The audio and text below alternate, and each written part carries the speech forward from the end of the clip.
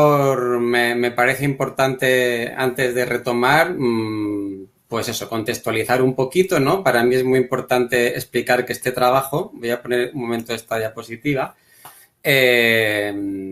lo sitúo en el contexto de una investigación personal sobre una serie de paradigmas, de modelos de pensamiento que han condicionado y condicionan profundamente nuestra visión de la naturaleza, nuestra visión del ser humano y en general a toda la ciencia y están profundamente, son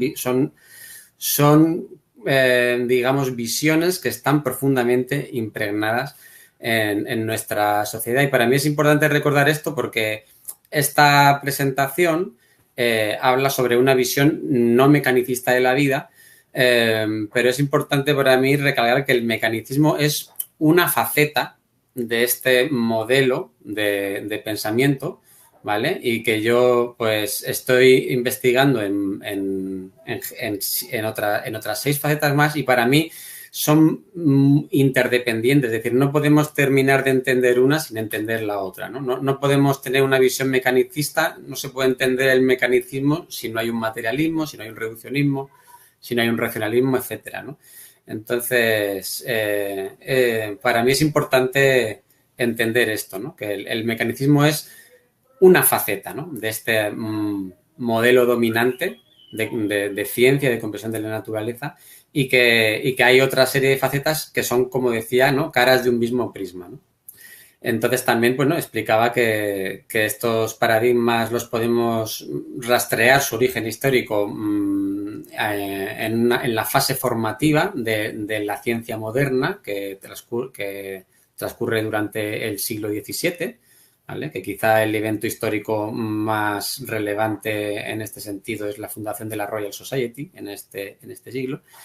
Y bueno, pues ya centrándome un poquito más en el mecanicismo, pues explicaba cómo originalmente se formula de forma explícita, ¿no? Hacía esa distinción entre mecanicismo ontológico y mecanicismo epistemológico, ¿no? Como primero se formula explícitamente que la naturaleza es esencialmente igual a una máquina, luego parece que ya no se deja se pasa un poco de moda, cae un poco en desuso esta formulación, sin embargo, sí que se queda afianzada una metodología de trabajo según la cual se abordan los fenómenos naturales como si fueran un conjunto de mecanismos, ¿no? Como si fueran esencialmente iguales a una máquina, ¿no? En la práctica, ¿no? Y finalmente contaba cómo a partir de la observación de las máquinas se formulan los principios de la termodinámica, que son los que afianzan definitivamente esta visión de la naturaleza y de los seres vivos como un conjunto de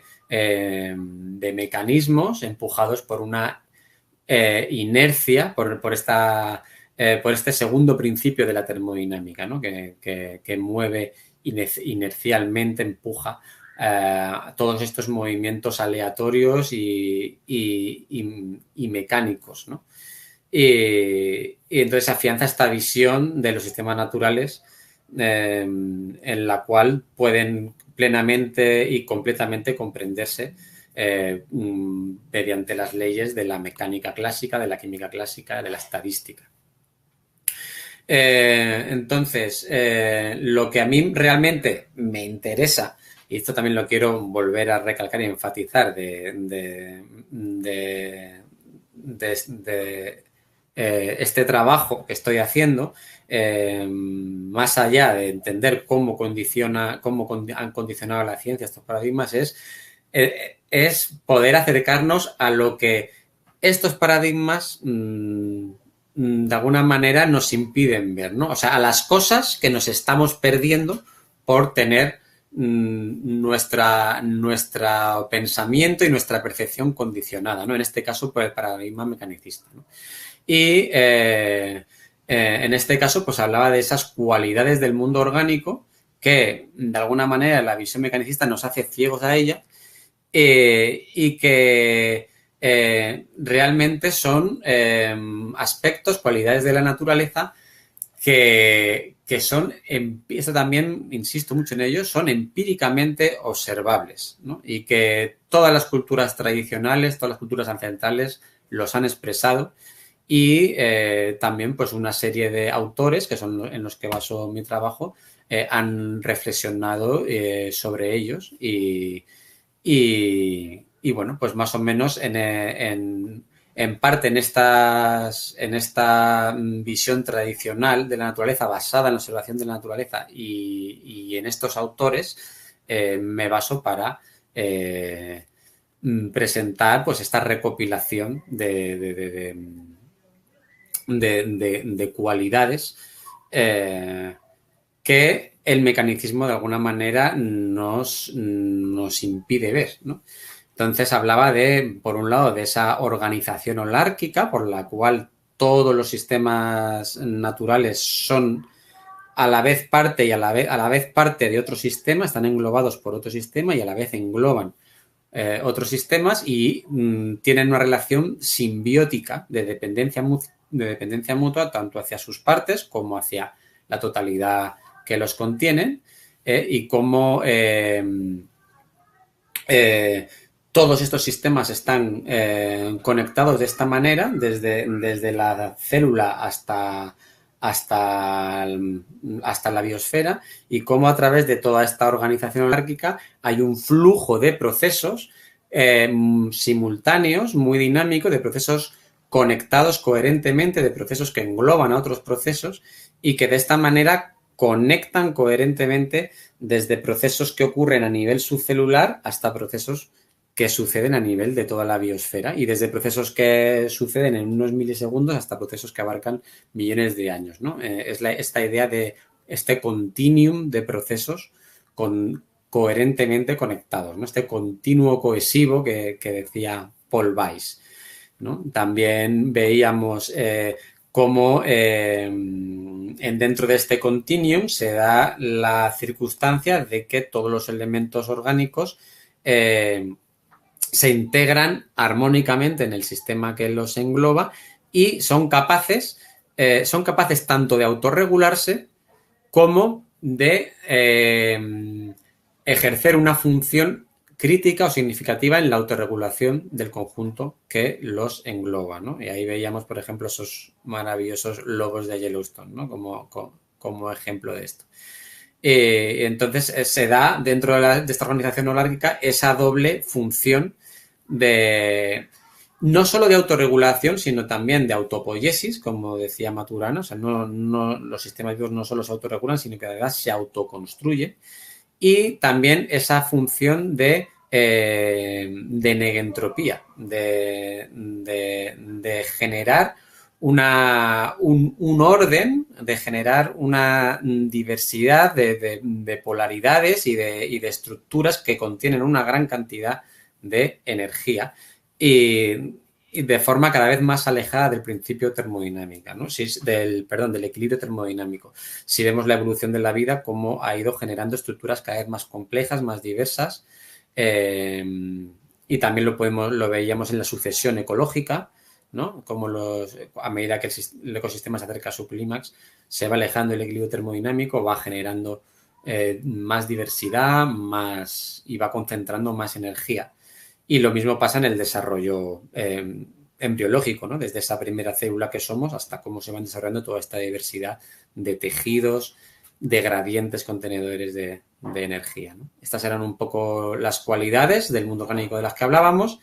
También he puesto aquí, porque de lo que he recibido más comentarios de la primera parte de mi presentación es de la parte en la que hablaba del ejemplo de la gripe, que realmente yo simplemente lo ponía como un ejemplo de cómo desde el paradigma mecanicista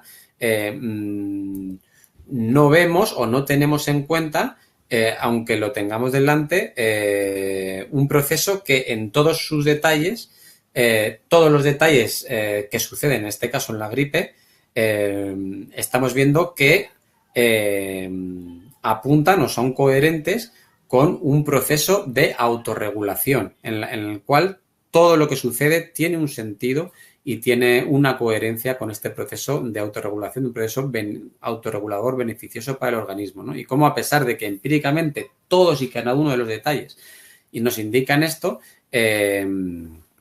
la medicina oficial, digamos que ni siquiera considera la posibilidad de que esto pueda tener un sentido autorregulador y se cierra al dogma de que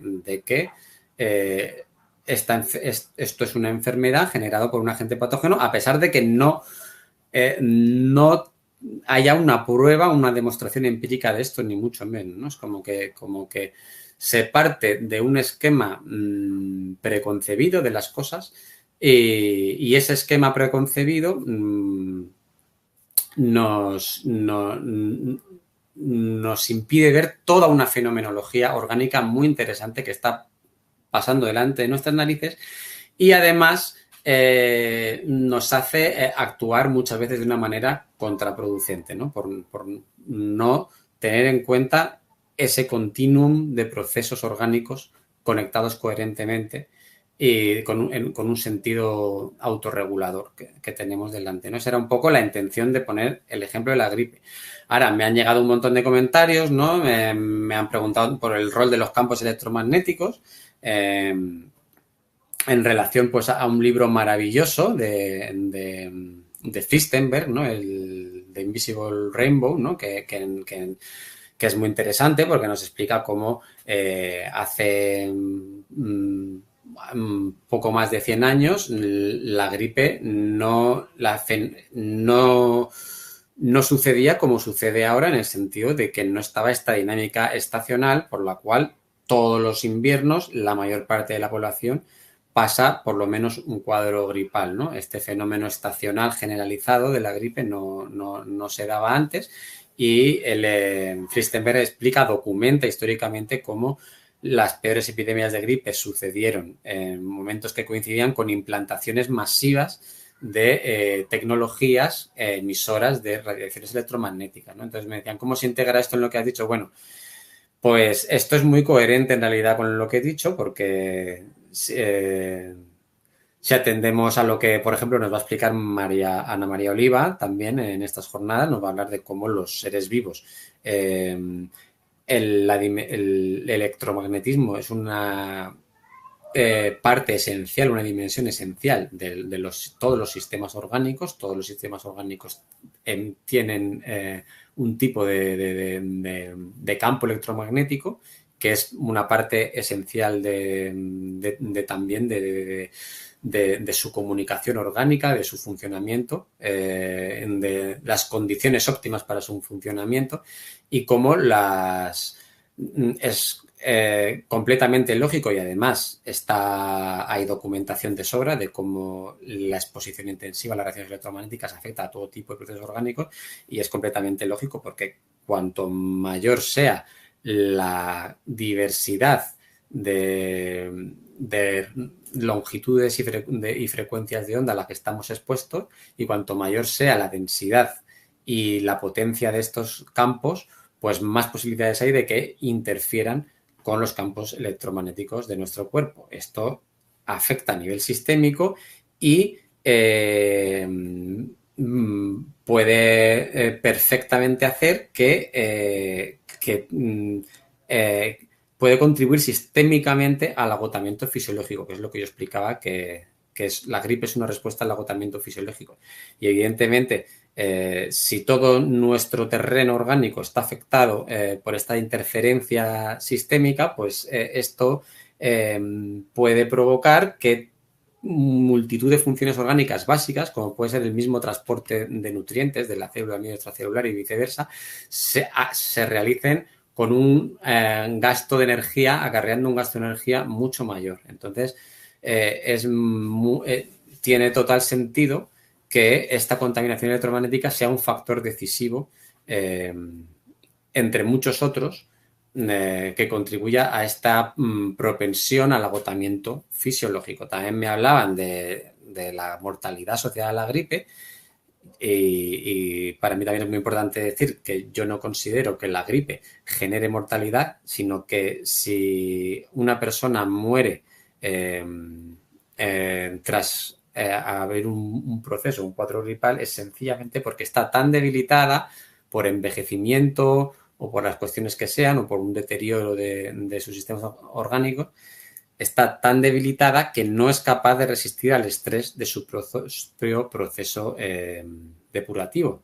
Y también puede ser que la gripe se vuelva disfuncional debido a desórdenes autoinmunes. Eso también es muy importante, porque los desórdenes autoinmunes eran rarísimos hace apenas unas décadas y hemos asistido en las últimas décadas a un boom de enfermedades que las llaman enfermedades raras, que no existían antes y que básicamente la mayor parte de ellas no son otra cosa que desórdenes autoinmunes. Y como estas desórdenes autoinmunes van en aumento. Entonces, tú puedes iniciar un cuadro gripal y en el momento en que se activa tu sistema inmune es cuando se manifiestan estas disfuncionalidades del sistema inmune, pero la causa no es la gripe nada más que ha sido lo que ha gatillado que suceda esto, ¿no? Y bueno, y también me preguntaban por los resultados, me preguntaban por las consecuencias de interferir en este proceso de autorregulación y bueno, pues sencillamente si estamos interfiriendo en un proceso que es beneficioso para el organismo, que nos limpia de toxinas, pues simplemente lo que ocurre es que nos perdemos los beneficios de ese proceso, las toxinas se acumulan y cuanto más se acumulen las toxinas en nuestros tejidos, pues más propensión tendremos a generar enfermedades de tipo degenerativo, por ejemplo. Y respecto a la intervención más agresiva, que sería la vacunación, que sería la inyección en el torrente sanguíneo de proteínas señal de virus fuera de su contexto, fuera del contexto orgánico en el que tiene un sentido. Bueno, aquí lo que puedo decir, porque no, esto es un tema muy complejo en el que ahora mismo no tenemos tiempo de profundizar, pero lo que sí que quiero recalcar es que los resultados de este tipo de tecnología son muy indicativos de la validez del paradigma que hay detrás. Y entonces, en este caso, observamos claramente que desde que existen las vacunas de la gripe, la última década sobre todo, y esas campañas masivas de vacunación de la gripe, la incidencia de la gripe no ha disminuido, sino todo lo contrario, ha aumentado muchísimo. Y también la mortalidad asociada a ella. Y bueno, pues eso. Pero básicamente, como decía antes, esto no era más que un ejemplo para intentar visualizar cómo el paradigma mecanicista nos hace acercarnos a los fenómenos naturales desde una visión preconcebida de las cosas, ¿no? Y nos hace muchas veces ciegos a los fenómenos naturales que tenemos delante. Y esto, además, es muy interesante porque esta crítica ya la hacía Goethe, que fue el impulsor y líder indiscutible de este círculo de Weimar que comentaba en la primera parte, ¿no? Que fue un movimiento cultural y científico importantísimo que se opuso a este modelo de ciencia que ya era dominante entonces, de ciencia mecanicista y con una serie de características concretas entre las que figura esta visión mecanicista de la naturaleza, ¿no? Y Goethe, precisamente, una de las críticas principales que hacía ya entonces era que este modelo de ciencia se acercaba a la naturaleza desde una visión preconcebida de las cosas, no se basaba en una observación directa de la naturaleza. Y esto me parece muy interesante porque el modelo dominante de la ciencia, ¿no? Hay como un discurso que parece que está asociado a la creencia de que es el modelo dominante porque está sustentado en evidencias, ¿no? En evidencias empíricas, ¿no? Y precisamente los autores y los autores que han reflexionado sobre esto y de los que estoy hablando aquí se han dado cuenta es que sucede lo contrario, es que tenemos un modelo dominante que no está basado directamente en la observación de la naturaleza, sino en una serie de paradigmas, de versiones preconcebidas de las cosas. Bueno, entonces vamos a, una vez un poco retomado el hilo de las cosas, el contexto un poquito de lo que hayamos hablado hasta ahora, vamos a volver al punto exacto en donde nos quedamos, ¿no? Que era pues esta visión de que la cultura humana también es una expresión más de la naturaleza y por tanto en un estado saludable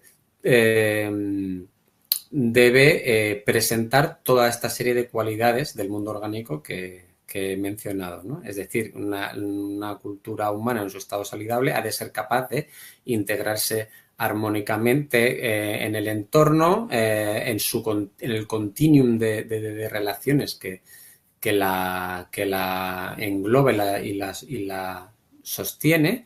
Tiene que ser, ha de ser capaz de autorregularse, ha de ser capaz también de proveer las condiciones óptimas para el desarrollo de sus integrantes, ¿no?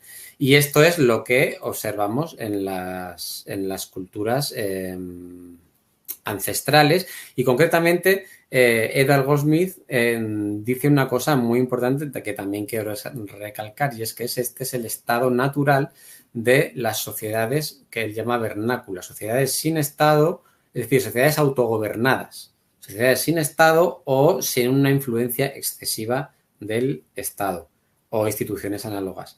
Esto me parece otro aspecto muy importante porque también en la educación que hemos recibido, en los libros de historia en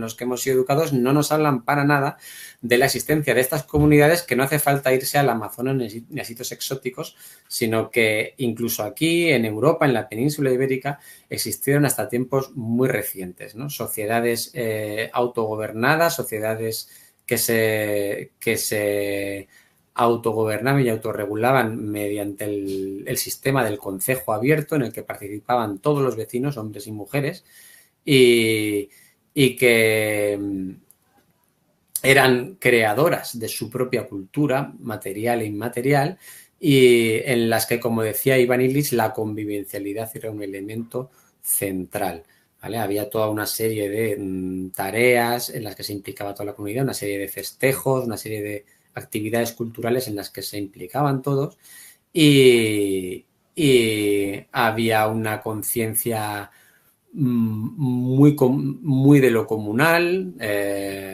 La mayor parte de las tierras, los montes se concebían como algo que no era de nadie y que era de todos y que había que gestionarlo entre todos, ¿no? Y esto está muy bien documentado por autores como Félix Rodrigo Mora o Jaime Izquierdo Balina, que habla precisamente de las comunidades vernáculas de los picos de Europa que han sobrevivido hasta tiempos relativamente recientes y que son comunidades que precisamente han formado han tenido un rol esencial en la creación, en la construcción de unos paisajes, unos ecosistemas humanizados, que los llaman, de una belleza, de una biodiversidad y de una negentropía increíbles, ¿no?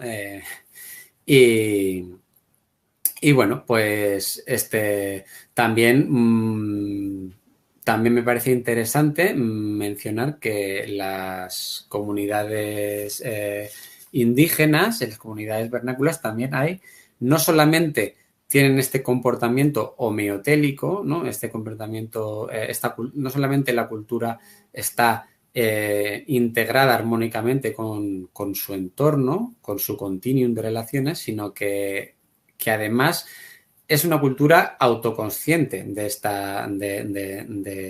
es conscientemente homeotélica, ¿no? Porque esto lo expresan las culturas indígenas una y otra vez, ¿no?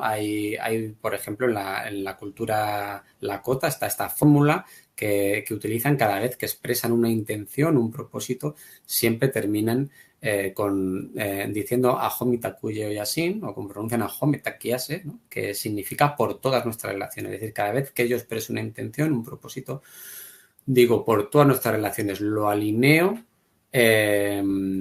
lo pongo al servicio de todas nuestras relaciones, ¿no? Y este concepto de todas nuestras relaciones, este Mitakuye Oyasin, está plenamente integrado en su cultura, ¿no? Lo llaman el telar de todas nuestras relaciones, ¿no? Que podría ser otro nombre para este continuo cohesivo que decía Paul Weiss. Entonces, bueno, realizando este trabajo, pues este concepto de continuum, a medida veía que me di cuenta que era un concepto clave, un concepto que cada vez iba cobrando más importancia, ¿no? A medida que yo profundizaba un poco en la visión no mecanicista de la vida y de la vida orgánica. Y al final, pues, como me he dado cuenta que es un concepto tan importante, pues he decidido hacer un homenaje a Jean Lildoff, que seguramente es la autora que más ha popularizado este concepto. Además, escribió un libro que se llamaba exactamente así, El concepto de continuum, y también lo utilizaba en este sentido de expresar cómo una cultura humana vernácula puede estar integrada en la naturaleza de forma armónica y en el continuum de todas las relaciones que la engloban en el espacio y en el tiempo, a través en la esfera ecológica y en la esfera evolutiva, ¿no? Y bueno, pues un poco para quien no la conozca, decir que ella fue una mujer norteamericana, creo que no tenía una formación así académica especial, estoy seguro ahora de esto. Ella vivía en Nueva York y que se enroló en una expedición para buscar diamantes en el Amazonas, aunque ella explica que realmente lo que le atraía no eran los diamantes, sino era conocer la selva. Y ella también explica que al final los diamantes que encontró fueron, pues, a este pueblo, a los Yekuana, ¿no? Ella lo dice literalmente. Yo a los diamantes que me encontré fueron los Yekuana, ¿no? Este pueblo, estas tribus, estas comunidades de las que se enamoró y con las que convivió durante 3 años. Estuvo 3 años viviendo con ella. Y en este periodo de tiempo fue poco a poco dándose cuenta, tal y como lo explica ella, de muchos detalles sutiles que seguramente un investigador, un antropólogo que llega desde fuera con su visión preconcebida de las cosas y con su esquema de las cosas, a lo mejor quizá no habría podido ver, ¿no? Porque ya fue con el tiempo, con la convivencia, cómo se empieza a dar cuenta de detalles como, por ejemplo, un día cae en la cuenta que lleva un montón de tiempo viviendo ahí y que no ha oído ningún llanto, ningún berrinche de ningún niño, y eso que estaba eso lleno de niños, en toda su estancia, ¿no? Y ella se centra mucho en este aspecto de la crianza. Ella misma explica además por qué, tiene mucho sentido, porque es una parte de nuestra cultura fundamental, nuestra actitud hacia los niños, hacia la crianza, porque realmente la infancia podemos decir que es la esencia del ser humano. Entonces, nuestra visión de la infancia tiene que ver directamente con nuestra visión del ser humano. Entonces, ella explicaba como, por ejemplo, los bebés en las comunidades Yekuana, igual que en general en todas las comunidades indígenas y tradicionales, están siempre pegados a un cuerpo, están siempre cogidos en brazos o colgados, pegados a un cuerpo, que es lo que en la cultura moderna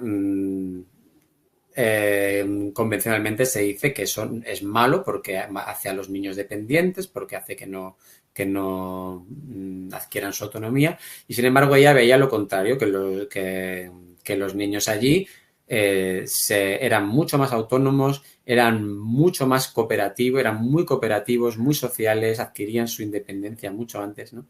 Y se dio cuenta cómo esto hacía tambalear los paradigmas de nuestro trato cultural a la infancia, ¿no? Y por tanto, se dio cuenta que había algo fundamentalmente equivocado en nuestra visión sobre el ser humano y cómo la cultura y cómo este acto de tener a los bebés siempre pegados a un cuerpo en realidad respondía a, a un proceso integrado en el continuum del desarrollo humano y del continuum de nuestra propia evolución como especie. Y bueno, pues mencionar también que podríamos hablar de muchos otros cualidades muy interesantes asociadas con el mundo orgánico y asociadas también a esta visión trascendente del mecanicismo, ¿no? A estas cualidades que de alguna manera la visión mecanicista empaña nuestra percepción, ¿no? Para verlas, ¿no? Pero bueno, no voy a profundizar más, no voy a entrar a explicarlas en detalle porque, bueno, como he dicho antes, esto simplemente es una presentación pues muy introductoria, ¿no? De,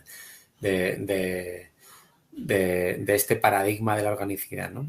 Voy a mencionar aquí muy de pasada, ¿no? Este principio de diversidad que explica muy bien Vandana Shiva, ¿no? De cómo la generación de diversidad está muy asociada a esta evolución negentrópica de los sistemas orgánicos, ¿no? Hacia una negentropía, una concentración de energía cada vez mayor. Y hacia una capacidad de autorregulación cada vez más estable, cada vez más consistente, ¿no? Evidentemente el principio de sinergia, porque si todos los sistemas orgánicos son un continuo de procesos y de elementos completamente conectados coherentemente, evidentemente, pues el principio de sinergia, que no es otro que el efecto extra que se produce cuando varios procesos simultáneos actúan conjuntamente, pues evidentemente la naturaleza es muy, muy, muy, muy sinérgica. El concepto de sistema abierto también muy importante, de cómo los sistemas orgánicos son sistemas abiertos informacionalmente, ¿no? Y por eso están conectados a todo este continuo de procesos, ¿no? El concepto de complejidad, esto también conecta con el tema del reduccionismo, ¿no? De cómo no se pueden reducir los procesos orgánicos a una sucesión de lineal de causas y efectos, sino que los procesos y los sistemas son irreductiblemente complejos, ¿vale? Transcurren muchos procesos a la vez y no se puede comprender si no son desde esa totalidad, ¿no? No se pueden comprender como una sucesión gradual y lineal de causas y efectos. También esa organización en red, como en la naturaleza las cosas no están organizadas centralizadamente, sino que están organizadas en red. Y bueno, y también hay una serie también de aspectos relacionados con la organicidad en los que intencionadamente no he entrado porque tienen que ver con el tema de la conciencia, en el que entraré en el segundo bloque de mi trabajo sobre el materialismo, ¿no? Pero que también evidentemente como mínimo hay que mencionarlos porque evidentemente lo más opuesto a un mecanismo, a un movimiento mecánico, es un movimiento consciente, ¿no? Entonces,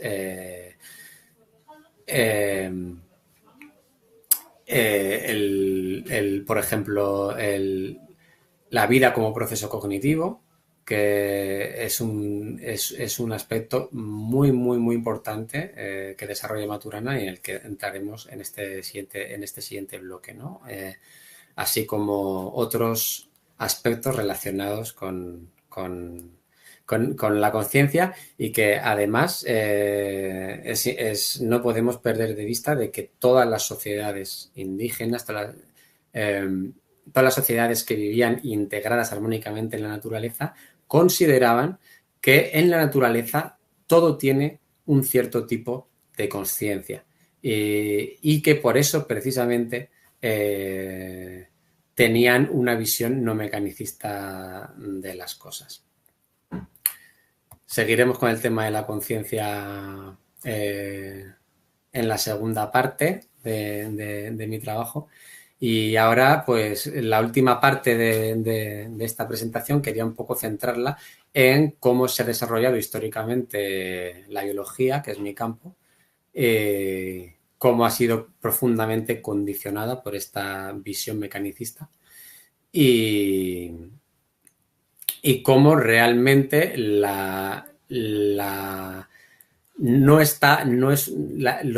paradigma central, los pilares teóricos del modelo dominante de la biología realmente no están basados directamente en la observación de la naturaleza, sino en estos prejuicios mecanicistas, podríamos decir, ¿no? Entonces, vemos que el pilar central de la biología moderna, que es la teoría sintética de la evolución, es una construcción teórica que se origina en los años 30 y 40, ¿vale? Y que es el resultado de unir dos conceptos, el concepto de la genética mendeliana y el de la selección natural, ¿no? La genética mendeliana, porque Mendel es el primero que postula este concepto de gen, aunque él no utilizó la palabra gen, pero vamos, él postula este concepto por el cual la información biológica puede reducirse a unas unidades individuales de información que están detrás de los diferentes caracteres del organismo y por lo tanto el organismo se puede reducir a una suma de caracteres, de rasgos que son el resultado de estas unidades de información individuales, ¿vale? Esa sería la esencia de la genética mendeliana. Y por otro lado, el concepto de selección natural, que es una extrapolación del fenómeno de la selección artificial, de la ganadería y la agricultura, y que básicamente pues, consiste en un proceso de reproducción diferencial, es decir, de cómo ciertos rasgos se pueden afianzarse en una especie porque confieren ventajas adaptativas, ¿no? Entonces, se da este fenómeno por el cual la naturaleza de alguna manera selecciona de forma análoga como lo hace un ganadero y entonces el concepto de selección natural lo que explica es que este proceso de reproducción diferencial es la fuerza creativa principal de la evolución. Entonces, uniendo estos dos conceptos, se genera la teoría sintética de la evolución. Y un poco lo que hace de pegamento entre estos dos conceptos es una disciplina que es enteramente teórica, que se desarrolla en esta década, que es la genética de poblaciones, que se basa en el trabajo de una serie de autores. Aquí he puesto dos de ellos, a Dobzhansky y a Meir. Hay otros también muy importantes, Gaylord Simpson, Fisher, Haldane y algunos más. Y esta genética de poblaciones básicamente lo que es un desarrollo estadístico, un desarrollo matemático que lo que pretende es demostrar cómo en el seno de una población un gen puede expandirse en el seno de una población gracias a como un cambio, como una mutación al azar en un gen que puede conferir una ventaja adaptativa, puede, precisamente por este efecto de reproducción diferencial que tiene en su portador y en su descendencia, puede expandirse en el seno de una población. Entonces, este paradigma se termina de completar con el desarrollo de la biología molecular en los años 60, cuando se descifra el llamado código genético, ¿vale? Aquí un poco para los que no tengáis nociones de biología molecular, básicamente lo que se descifra es un código de información que está en la secuencia, porque nuestro ADN es la base. O sea, el ADN básicamente es una cadena de unas moléculas que se llaman nucleótidos. Entonces, la secuencia, hay 4 tipos de nucleótidos y lo que se descubre es cómo la secuencia de nucleótidos codifica la información para sintetizar pues una secuencia de aminoácidos, que es lo que es básicamente una proteína. La proteína se forma a partir de una cadena de aminoácidos que hay 20 tipos de aminoácidos, ¿no? Entonces, básicamente, una vez que se descubre esto, pues ya se pasa a definir de forma mucho más concreta el gen como una secuencia de nucleótidos que codifica información para crear una proteína y que cada proteína tiene una serie de propiedades que pueden ser propiedades estructurales, pueden tener funciones como de ladrillos en las estructuras orgánicas, o puede tener propiedades enzimáticas, es decir, propiedades de catalización de todas las reacciones y pasos metabólicos que se dan en nuestro organismo. Entonces,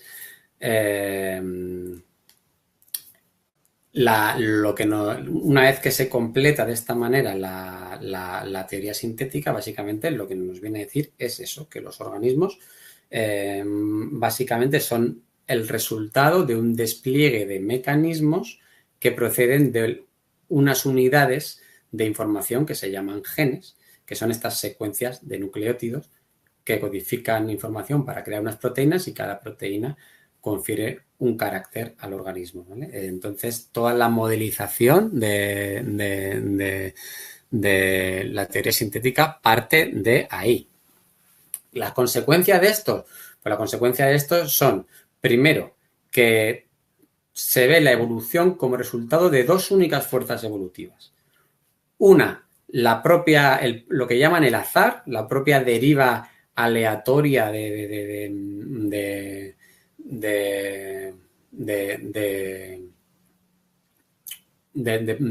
procesos, pues eso, puramente estocásticos, puramente aleatorios, desde un flujo basados en el flujo inercial de la energía.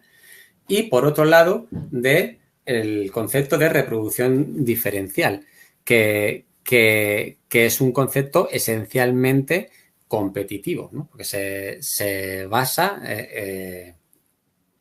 es decir, el principio rector realmente, el principio que hace que la información genética adquiera una funcionalidad, el único principio que contempla la teoría sintética es la selección natural, ¿vale? Y esto significa, pues precisamente esto, que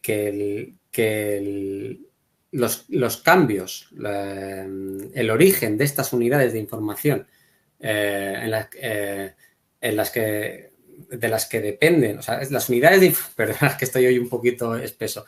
Los genes, las unidades de información que definen a los organismos, se originan estrictamente al azar. Esto también es un elemento que introduce la teoría sintética muy importante. Los genes se originan al azar, evolucionan al azar, y por tanto, la única fuerza capaz de que el conjunto de genes tenga una funcionalidad es la selección natural. Por tanto, esto nos da una visión esencialmente competitiva de la evolución, porque la selección natural básicamente se basa en eso, ¿no? En las ventajas competitivas que puede otorgar una mutación para la competencia por la reproducción entre unos organismos y otros. Y otra consecuencia mucho más importante aún que esta es que la información biológica es un sistema cerrado, que la evolución de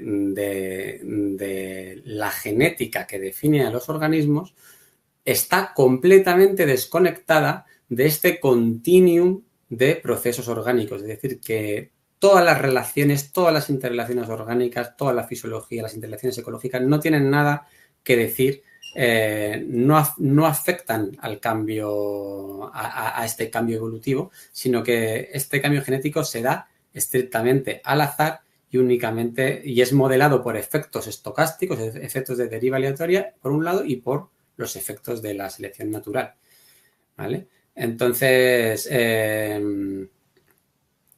por eso esto es una visión esencialmente mecanicista, porque los organismos son meros, podemos decir que se consideran como meros programas que no intervienen directamente en su propia evolución más que por el hecho de conseguir reproducirse más o menos. Por eso la frase famosa de Richard Dawkins, que ha sido muy criticado, lo hemos criticado mucho desde ciertos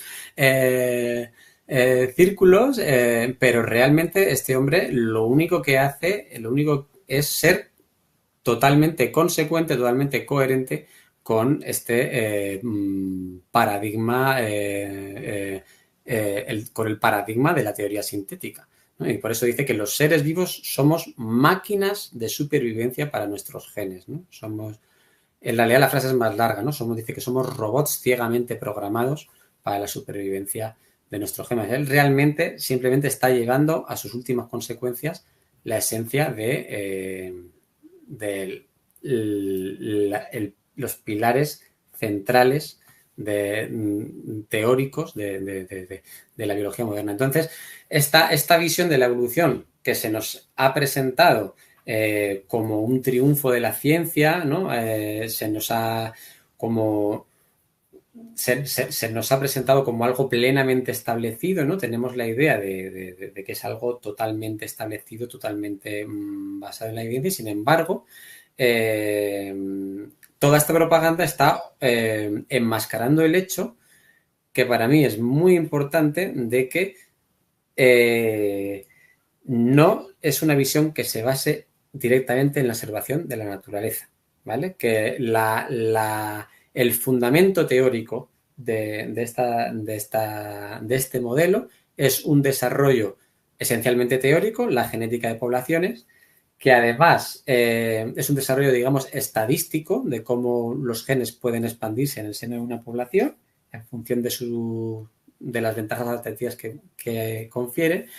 Y que además es un desarrollo matemático que asume supuestos que no se cumplen en la naturaleza, ¿no? Yo aquí recomiendo muchísimo, aparte, por supuesto, de los artículos de Massimo Sandin, que creo que son la referencia más importante y más completa para el análisis crítico de la teoría sintética, también llamada síntesis neodarwinista, ¿no? Creo que Máximo hace la síntesis más completa de el análisis crítico más completo de todos los fundamentos del paradigma dominante en biología. Pero aparte de Máximo, pues que os recomiendo mucho una obra que se llama Síntesis inacabada de Niles Eldredge, porque este hombre hace un análisis muy detallado de estos trabajos fundacionales de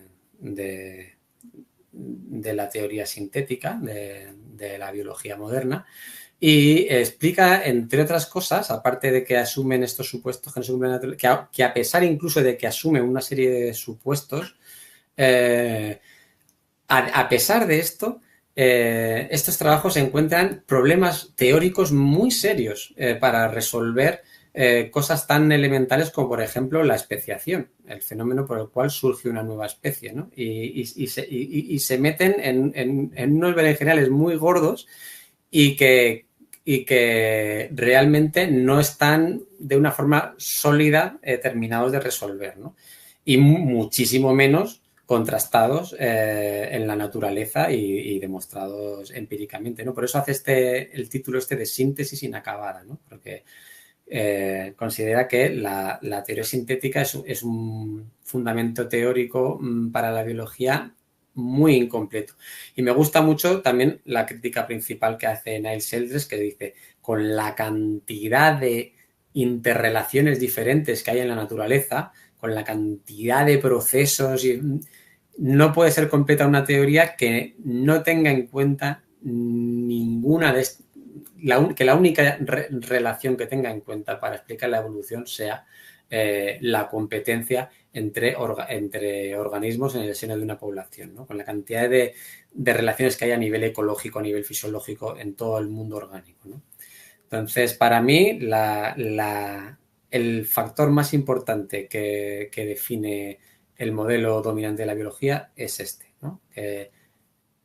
El origen de las formas y las funciones orgánicas no está conectado con este continuum de procesos orgánicos, ¿no? Sino que simplemente se debe a mutaciones al azar que se van acumulando en el tiempo de una forma concreta debido a este éxito reproductivo diferencial entre individuos, ¿no?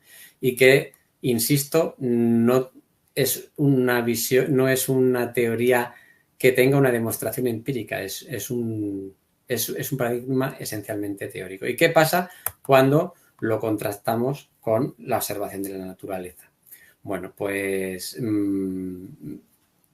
insisto en recomendar a Máximo Sandín porque hace una visión, nos hace, vamos, una síntesis completísima, ¿no? De todas estas contradicciones entre el paradigma dominante de la biología y pues lo que nos arroja la observación directa de la naturaleza, incluso los resultados de la investigación experimental, ¿no? Entonces yo aquí simplemente comento algunas de las más importantes, ¿no? Una primera es algo elemental en realidad, ¿no? Que creo que ya desde los inicios mismos de la teoría sintética ya había autores que lo criticaban y que lo expresaban, pero quizá este hombre, Michael Behe, a finales del siglo XX, es el que de una forma más brillante lo expresa, y es que la naturaleza está llena de sistemas, de órganos, de funciones orgánicas que son sistemas irreductiblemente complejos, que no pueden concebirse, no pueden ser viables si no hay un montón de elementos y de procesos interactuando a la vez, y por tanto no pueden originarse de forma gradual, ¿no? Como por ejemplo, pues un ala, por ejemplo, ¿no? Para que un ala funcione y sirva para volar, tienen que intervenir una multitud de elementos, una multitud de características a la vez, una multitud de procesos a la vez, ¿no? Entonces, y no solamente estamos hablando de órganos complejos, en donde esto se ve muy claro, como un ala o un ojo, ¿no? Sino que Behe incluso explica que incluso las funciones de regulación metabólica más básicas de las células, de la biología molecular, también tienen esta característica de sistemas irreductiblemente complejos. El mismo sistema de codificación genética, para que un gen, una secuencia de nucleótidos, pueda codificar y pueda resultar en la síntesis de una proteína concreta con una secuencia de aminoácidos completa, eso requiere de una multitud de elementos, de proteínas, que existan ya y funcionen a la vez, ¿no? Entonces, bueno, la explicación que la defensa del paradigma ante este problema de primera magnitud que tiene, esta gran contradicción que hay entre la observación y el paradigma, pues son teorías, desde mi punto de vista, explicaciones muy débiles, muy poco consistentes, que no tienen ni explicaciones ad hoc, que además no tienen ninguna contestación empírica, ¿no? Como es el caso de la exactación, ¿no? Hablan para justificar estos sistemas irreductiblemente complejos, se teoriza que estos sistemas, bueno, que los diferentes elementos de un sistema complejo han podido surgir de forma independiente con otras funciones diferentes y que al final, pues casualmente ha coincidido que todos juntos han llegado a cumplir otra función, ¿no? Por ejemplo, en el caso del ala, y esto es un ejemplo real, se ha teorizado que el origen del ala, que un primer paso pudo ser la aparición de una membrana entre los dedos de una extremidad, y que esa membrana podía tener, evidentemente no serviría para volar, pero podría servir, pues, para cazar insectos, como si fuera un matamoscas. Que me acuerdo mucho de este ejemplo porque lo comentaba Máximo Sandín y me acuerdo que decía, es que vamos, yo me imagino aquí al dinosaurio con las palmitas así, cazando moscas, y me da la risa, ¿no? Es decir, que son explicaciones que no tienen, muy débiles, y que no tienen tampoco una base, una contrastación empírica, ¿no? Y aquí me parece uno de las contradicciones más importantes que tiene el paradigma con la observación del mundo natural, ¿no? Luego, por supuesto, están todas las contradicciones que nos ofrece el registro fósil, ¿no? En donde, que debería ser la principal fuente de observación directa de cómo ha evolucionado la vida, ¿no? Y aquí, pues, este hombre, Stephen Jay Gould, es una figura muy interesante, ¿no? Porque él puso sobre la mesa muchas de estas contradicciones muy bien explicadas, y además él realmente intentaba hacerlas, intentaba que encajara, que pudiera todo encajar, que pudiera todo encajar de alguna manera con el paradigma darwinista, pero a la vez reconocía que suponía unos retos muy grandes, ¿no? También hay gente que opina que él realmente estaba desmontando el paradigma, pero lo hacía de una forma muy inteligente, ¿no? Sin decirlo abiertamente, porque realmente lo hace, ¿no? Él plantea unas contradicciones muy potentes, ¿no? Por ejemplo, junto a Niall Seldes, que lo he mencionado antes, describen toda esta evolución marcada por lo que ellos llaman el equilibrio puntuado, ¿no? Explican cómo lo que se ve en el registro fósil es que las especies son entidades discretas que permanecen estables durante muchos millones de años. Y esto pasa como con los sistemas irreduciblemente complejos. No es consistente con una evolución gradual. Es importante entender que el principio de selección natural, para que la selección natural sea una fuerza evolutiva, necesita por fuerza actuar de una manera gradual. Si una ala surge de golpe, no podemos decir que esa ala la haya creado la selección natural. Para que la selección natural pueda crear un ala, tiene que actuar acumulando pequeñas ventajas adaptativas a lo largo de mucho tiempo, y cómo ese efecto de acumulación de pequeñas mutaciones con el tiempo acaba generando la forma y la función orgánica que observamos, ¿no? Pero no es lo que se observa. En el registro fósil se observan las especies como entidades muy estables que aparecen como de golpe, desaparecen de golpe, no se ve una evolución direccional, como una especie paulatinamente se va transformando en otra, ¿no? También en el registro fósil se observa este patrón de explosiones, radiaciones de muchísimas, muy bruscas, de gran cantidad de formas de vida, empezando por el Cámbrico, que está aquí representado en un cuadro, ¿no? Aquí Gould explicaba, ¿no?, cómo de repente, de no haber vida animal, en un estrato que, a partir de un estrato geológico que coincide con el inicio de la era cámbrica, que se hace ya. Las eras geológicas, de hecho, están basadas en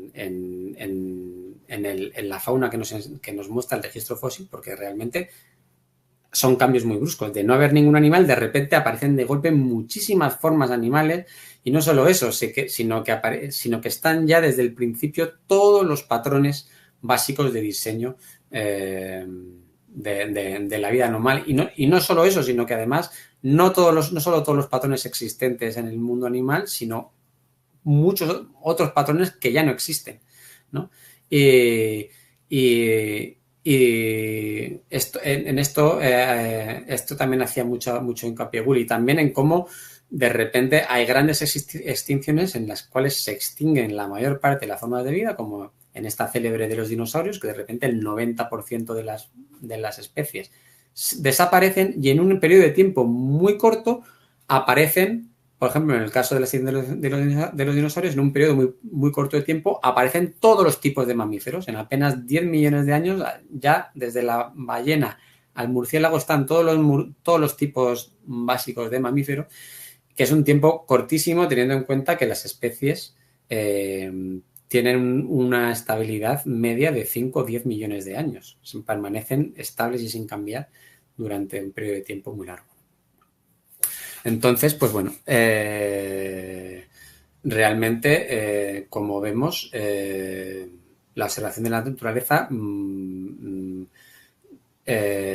nos trae muchísimas contradicciones con nuestro modelo teórico dominante. Pero todo esto que he explicado no es nada en comparación con lo que sucede con la genética, porque precisamente debido a todos estos esfuerzos tan grandes que se hicieron especialmente en los años 80, 90, por profundizar, por secuenciar los genomas, por profundizar en nuestra comprensión de la genética, los resultados de esto nos han mostrado claramente que el modelo genético en el que se sustenta la teoría sintética es claramente erróneo. Y esto es que ya lo sabemos positivamente, porque sin ir más lejos, existe ya desde finales del siglo XX toda una rama, por supuesto marginal, dentro de la ciencia institucionalizada, pero no por ello poco desarrollada, que es la teoría, la Evo-Devo, que es la teoría evolutiva del desarrollo, que está desarrollada principalmente por biólogos que trabajan en el desarrollo embriológico de los organismos y que son plenamente conscientes de que la evolución de las formas orgánicas se tiene que dar a partir de cambios en el desarrollo de los organismos, ¿no? Entonces, desde la teoría evolutiva del desarrollo se ha visto claramente y se ha reconocido claramente que estos genes, estas secuencias codificantes de ADN, han sido completamente idealizadas en sus propiedades y que realmente en los genes no está la información que hace que nos desarrollemos como unos organismos u otros. De hecho, pues compartimos la mayor parte de estas secuencias codificantes de estos genes pues con la mayoría de los mamíferos, sin ir más lejos, ¿no? Creo que un 97% de las secuencias las compartimos con el ratón, sin ir más lejos. Entonces, el hecho de que nos desarrollemos como un ser humano y como un ratón no se basa principalmente en la diferencia en nuestras secuencias codificantes, que como digo, compartimos en su mayor parte y que además la mayor parte de ellas y la mayor parte de las funciones metabólicas que realizan las proteínas codificadas por nuestros genes ni siquiera tienen su origen en la evolución animal, provienen la mayor parte de ellas de las bacterias, han tenido una estabilidad enorme a lo largo de toda la evolución. Entonces, ¿de dónde procede la información que hace que nos desarrollemos como un humano y no como un ratón? Que nuestros tejidos se desarrollen desarrollen un fémur humano con la forma en concreta de un fémur humano, un hígado humano. Bueno, pues esta información procede de lo que se denomina la regulación de la expresión génica. ¿Qué significa esto? Pues esto significa que lo importante no es la existencia de un gen, que sí que es fundamental, pero que ese mismo gen existe en especies muy diferentes, sino cómo se regula la expresión de ese gen, es decir, en qué tejido se expresa ese gen, en qué momento del desarrollo se expresa ese gen, cómo se regula ese gen, en qué contexto, en qué momento del desarrollo embrionario, cómo se activa, cómo se desactiva, esto es la regulación de la expresión génica, ¿no? Yo recuerdo un profesor también que conocí muy interesante, Carlos Sentís, que sabía mucho de teoría evolutiva del desarrollo y él ponía el ejemplo de la amilasa, ¿no? Él decía, mira, tenemos en la saliva una enzima que digiere el almidón y eso hace que digiramos muy fácilmente los cereales y las harinas, etcétera. Un perro, un carnívoro, no la tiene y por eso le cuesta mucho más digerir los cereales. Pero no es porque el carnívoro no tenga ese gen. El carnívoro, por supuesto que tiene ese gen exactamente igual que nosotros. Lo único que no lo expresa en la saliva, ¿no? Ponía ese ejemplo, un ejemplo muy sencillito, muy tonto, pero para entender que las características de los organismos vivos dependen sobre todo de esa regulación de la expresión génica. Y esa regulación de la expresión génica, ¿de dónde procede? Bueno, pues procede de la organización y la metaorganización del genoma. Digo metaorganización porque en esta organización del genoma hemos aprendido que es una organización muy dinámica en la que participan muchísimos elementos más allá del genoma, participan un montón de proteínas, participan un montón de metabolitos que pueden activar o inactivar genes, ¿vale? La teoría evolutiva del desarrollo también ha trabajado mucho con lo que llaman la epigenética, es decir, cómo la interacción con el ambiente puede modular la expresión génica y generar cambios heredables, es decir, que lo que llaman epigenética es un proceso de regulación de la expresión génica esencialmente lamarckiano, que está abierto al entorno, que interactúa con el entorno, que genera cambios heredables, ¿no? Y no solo eso, sino que además esta organización del genoma es una organización tremendamente dinámica en la que hay elementos móviles que se mueven de unas partes del genoma a otro y pueden reestructurar, cambiar el orden, reorganizar el genoma. Estos elementos móviles los descubrió esta señora, Barbara McClintock, y son especialmente activos, además, durante precisamente el desarrollo embrionario. Y además, algunos de estos elementos móviles contienen la información para codificar una cápsula proteica en las cuales esta cápsula proteica, estos elementos móviles, estos fragmentos de ADN o de ARN se integran, se encapsulan dentro de esta cápsula proteica que ellos mismos contienen la información para sintetizarla.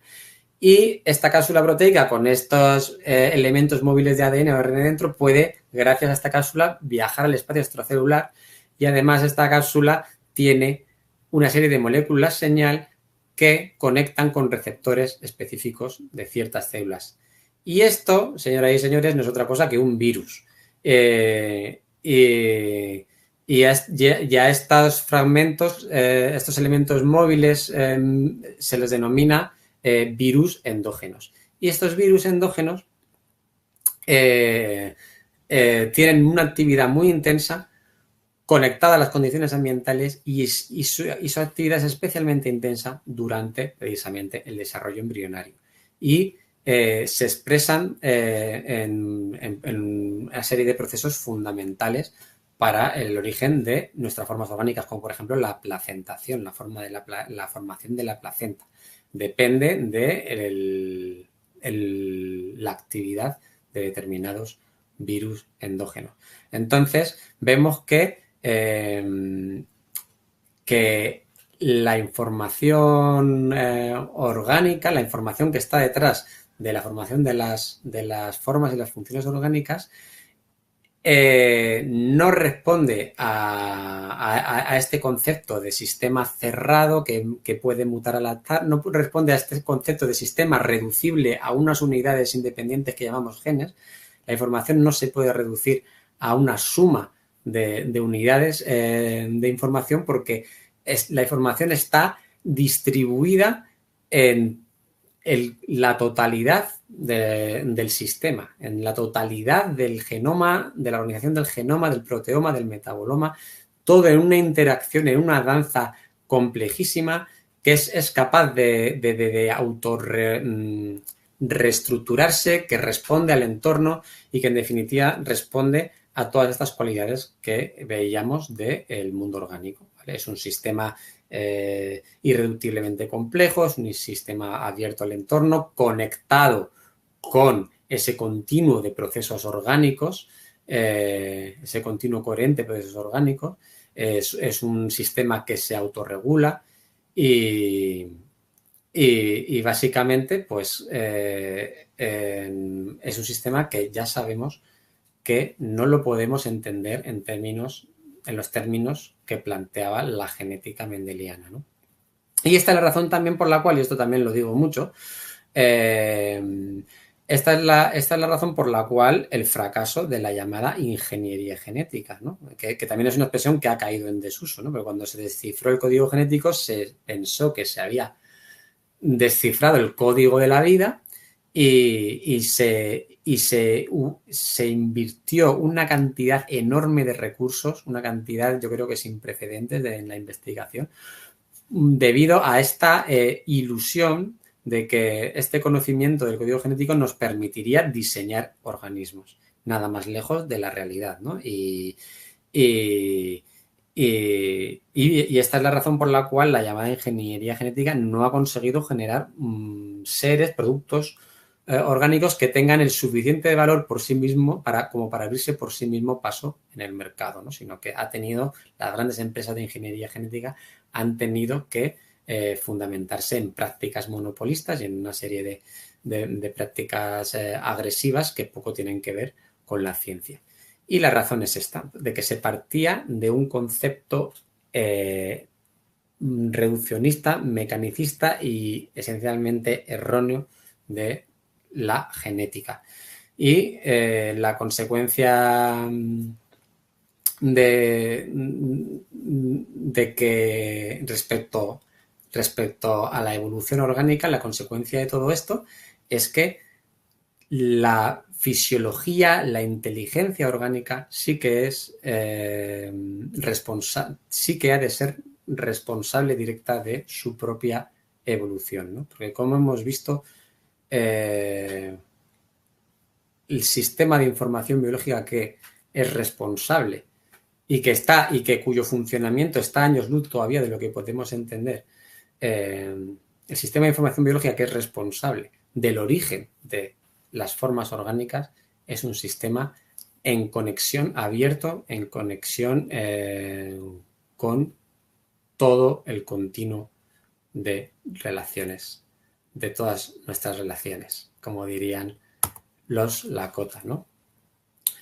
Entonces, bueno, pues esto nada más que pretendía ser como digo, una introducción, así, una presentación muy introductoria, pero básicamente, ¿qué nos aporta la visión de la organicidad? Bueno, para mí lo fundamental es esto, ¿no? Que lo que decía al principio, ¿no? Que trascender la visión mecanicista nos permite ver un montón de procesos de la naturaleza que tenemos delante de nuestras narices y que son de una importancia tremenda, ¿no? Y que el ser ciegos a toda esta fenomenología orgánica nos hace en muchas ocasiones cometer errores muy graves, ¿no? Esta es mi visión.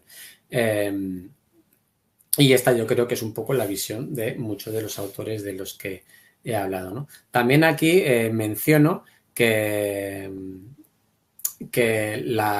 también la visión de la organicidad da un sentido, desde mi punto de vista, a la palabra natural, ¿no? Porque es una palabra que usamos mucho a pesar de que mucha gente dice, bueno, pero ¿qué significa natural si la naturaleza lo es todo es natural, ¿no? Y sin embargo, a pesar de eso, es una palabra que usamos mucho, que hacemos referencia a algo con ella y que es algo importante, porque si no, no la utilizaríamos tanto, ¿no? Y la visión de la organicidad nos permite entender qué significa, desde mi punto de vista, ¿no? ¿Qué significa, ¿no? Natural significa que es algo que se origina desde una conexión coherente con este continuum de procesos orgánicos, este continuum de procesos que conecta todo de una forma coherente, ¿no? Eso sería algo natural, ¿no? En oposición por algo sintético, lo mismo con la dualidad artesanal industrial. Bueno, pues como he puesto aquí también, pues nos aporta elementos para una comprensión holística de la naturaleza, para una reflexión profunda sobre nuestra cultura. También aporta un fundamento teórico para ciencias aplicadas no mecanicistas, como puede ser la medicina del terreno, como puede ser la agricultura regenerativa o la agricultura sintrópica, que dicen también, ¿no? La agricultura basada en los principios de la sucesión ecológica, ¿no? Nos ofrece un puente con estas culturas indígenas y vernáculas que contienen una sabiduría tremenda y de alguna manera nos acercan a ella, que esto es básicamente en lo que se basa el movimiento de la ecología profunda, en el que más o menos se adscriben algunos de los autores que os he explicado. Y bueno, pues en definitiva, creo que trascender la visión mecanicista de las cosas nos aporta consciencia para recuperar nuestra coherencia vital y cultural. Y bueno, pues esto es todo por ahora. Aquí termino diciendo por todas nuestras relaciones y espero que de alguna manera pues esto pues esta presentación os haya podido ayudar a unir algunas piezas, os haya podido inspirar de alguna manera y bueno, lamento que esta segunda parte de la presentación no ha estado tan fresco como en la primera, pues debido a mis circunstancias personales no he estado un poquito más densito hoy. Pero bueno, ahí queda también el trabajo que también lo publicaremos como parte de las memorias de las jornadas.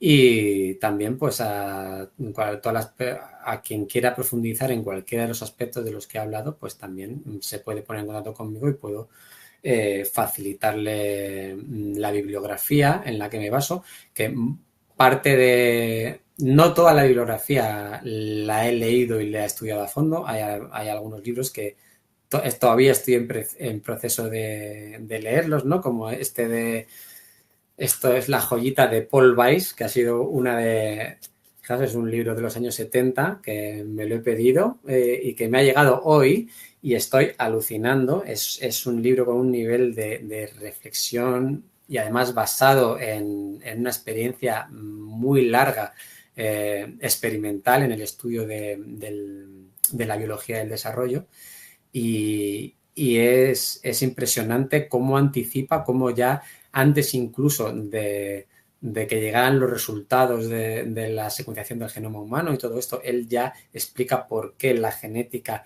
está basada en una serie de conceptos erróneos y es súper interesante, ¿no? Me lo acabo de empezar, solo lo había leído a través de citas hasta ahora, ¿no? Entonces, esto lo digo porque también quien esté interesado en profundizar en alguno de los elementos o de los autores que os he presentado, a mí me encanta también la posibilidad de poder leer algo a la vez, ¿no? Que podamos simultáneamente y comentarnos, retroalimentarnos por email o como sea.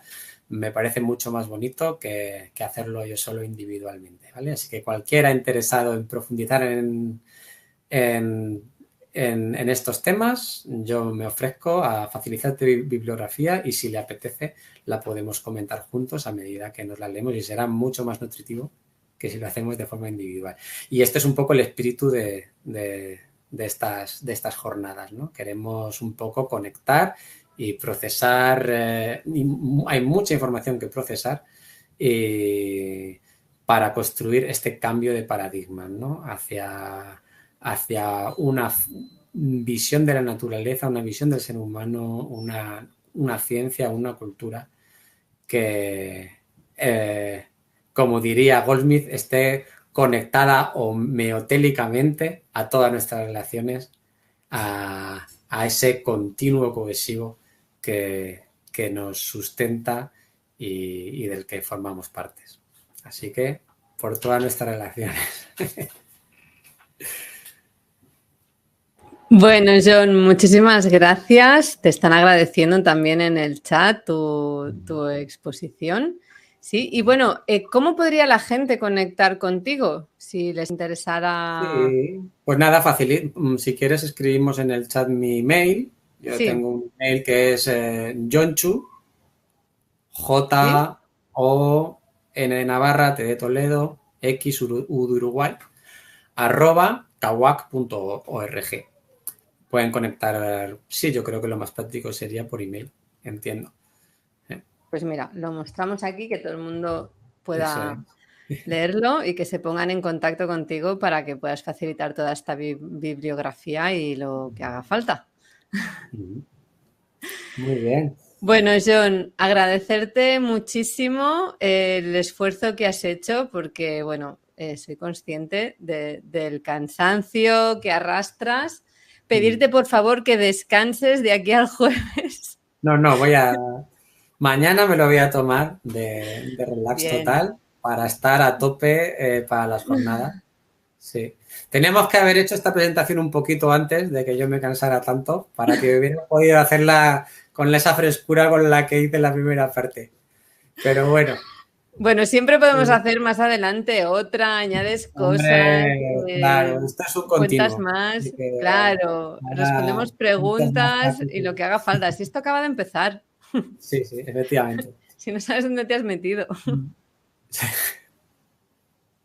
Bueno, eso dicen de las cosas, ¿no?, más chulas y significativas que a uno le ocurren en la vida, por lo menos a mí me pasa, ¿no? Que hay un momento en que empiezas, si llego a saber en dónde me metía, no me meto, pero vamos, ni loco. Así que qué bien que no lo sabía, ¿no? Genial. Y Sí, bueno, sí. pues eso, agradecerte un montón toda la explicación, todo lo que nos has compartido. La verdad es que ha estado muy bien explicado. Y bueno, te dejamos descansar y nos vemos, por lo menos presencialmente, yo te veo el jueves. Exactamente. Sí. Bueno, y nos veremos antes Y también, pero el claro que jueves nos vemos todos. sí, sí, sí. Nos vemos en Madrid y nada, recordaros pues eso, que podéis entrar en la página y seguir apoyando, pues comprando, compartiendo esas entradas, ¿vale? Un abrazo, muchísimas gracias a todos los que habéis estado y si os parece interesante, por supuesto, también compartir este mensaje con más gente que tenemos que llegar. Así que nada, un abrazo y buenas noches. Chao, chao. Buenas noches.